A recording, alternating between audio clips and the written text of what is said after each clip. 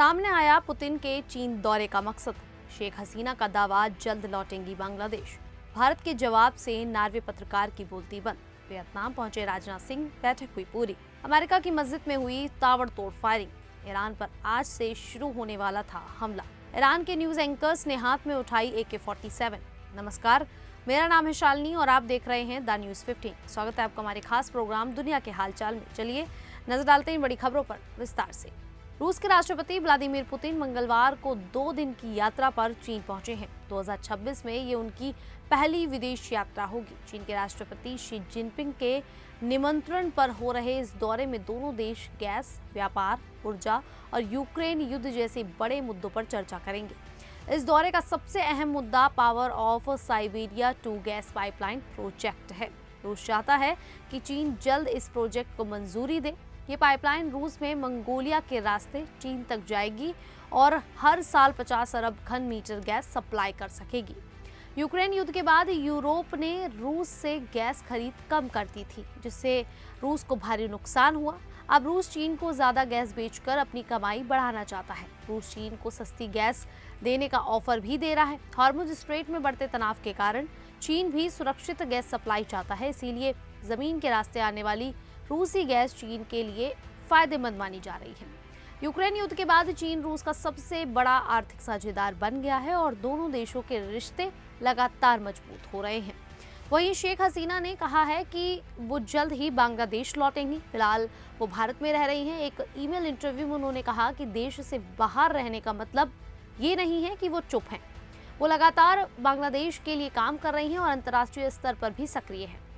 2024 में छात्र आंदोलन के बाद उनकी सरकार गिर गई थी। इसके बाद वो भारत आ गई।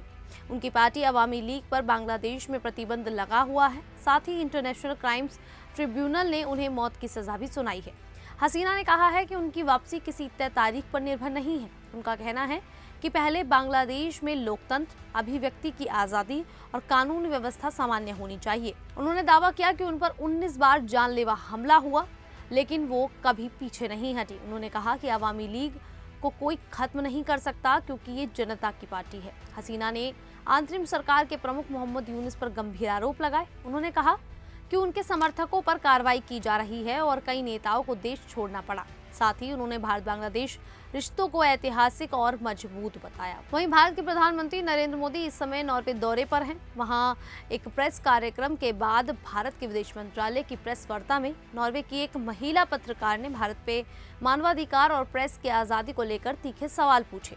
उन्होंने पूछा कि दुनिया भारत पर भरोसा क्यों करे और क्या भारत में मानवाधिकार उल्लंघन रोकेंगे।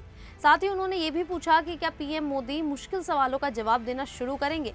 इन सवालों का जवाब भारत के विदेश मंत्रालय के अधिकारी CB जॉर्ज ने दिया। उन्होंने कहा कि भारत सिर्फ एक देश नहीं बल्कि 5000 साल पुरानी सभ्यता है। भारत ने दुनिया को योग, शून्य और शतरंज जैसी कई चीजें दी हैं। उन्होंने कहा कि भारत का संविधान सभी लोगों को मौलिक अधिकार देता है और महिलाओं को आज़ादी के तुरंत बाद वोट देने का अधिकार मिल गया था। जॉर्ज ने कहा कि वोट देने और सरकार बदलने का अधिकार ही सबसे बड़ा मानवाधिकार है और भारत में ये पूरी तरह मौजूद है। उन्होंने ये भी कहा कि कुछ लोग NGO की रिपोर्ट पढ़कर भारत पर सवाल उठाते हैं, लेकिन भारत के बड़े लोकतंत्र और मीडिया की असली तस्वीर को नहीं समझते। इसी बीच भारत के रक्षा मंत्री राजनाथ सिंह वियतनाम की राजधानी हनोई पहुंचे, जहां उन्होंने वियतनाम के रक्षा मंत्री फान वान जियांग के साथ अहम बैठक की। इस बैठक में भारत और वियतनाम के बीच रक्षा और सुरक्षा सहयोग को मजबूत करने पर चर्चा हुई। राजनाथ सिंह ने कहा कि इस दौरे का मुख्य उद्देश्य रक्षा क्षेत्र में साझेदारी बढ़ाना, सैन्य उपकरणों का संयुक्त उत्पादन करना और समुद्री सहयोग को मजबूत बनाना है। दोनों देश हिंद प्रशांत क्षेत्र में शांति और स्थिरता बनाए रखने पर भी जोर दे रहे हैं। बैठक में दक्षिण चीन सागर के मुद्दों पर भी चर्चा हुई। इस क्षेत्र में चीन की बढ़ती सैन्य गतिविधियों को लेकर कई देशों में चिंता है। वियतनाम समेत कई देश इस समुद्री क्षेत्र पर अपना दावा करते हैं। भारत का कहना है कि सभी विवादों का समाधान शांतिपूर्ण तरीके से और अंतर्राष्ट्रीय कानून के अनुसार होना चाहिए। वियतनाम दौरे के बाद राजनाथ सिंह दक्षिण कोरिया की 3 दिवसीय यात्रा पर भी जाएंगे। वहीं अमेरिका में सैन डिएगो की एक मस्जिद में 2 नाबालिग हमलावरों ने गोलीबारी कर दी है, जिसमें 3 लोगों की मौत हो गई। घटना के बाद दोनों हमलावरों ने खुद को भी गोली मार ली। पुलिस इस मामले की जांच हेट क्राइम यानी कि नफरत से प्रेरित हमले के तौर पर कर रही है। पुलिस प्रमुख स्कॉट वाहल ने बताया कि घटना से पहले एक हमलावर की मां ने पुलिस को फोन कर बताया था कि उनका बेटा हथियार लेकर गायब है।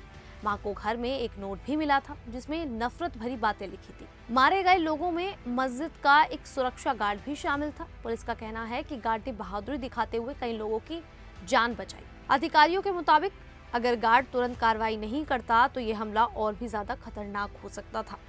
वहीं मिडिल ईस्ट में एक बार फिर तनाव बढ़ता दिखाई दे रहा है। सीजफायर के बाद अमेरिका और ईरान के बीच हालात अभी भी सामान्य नहीं हुए हैं।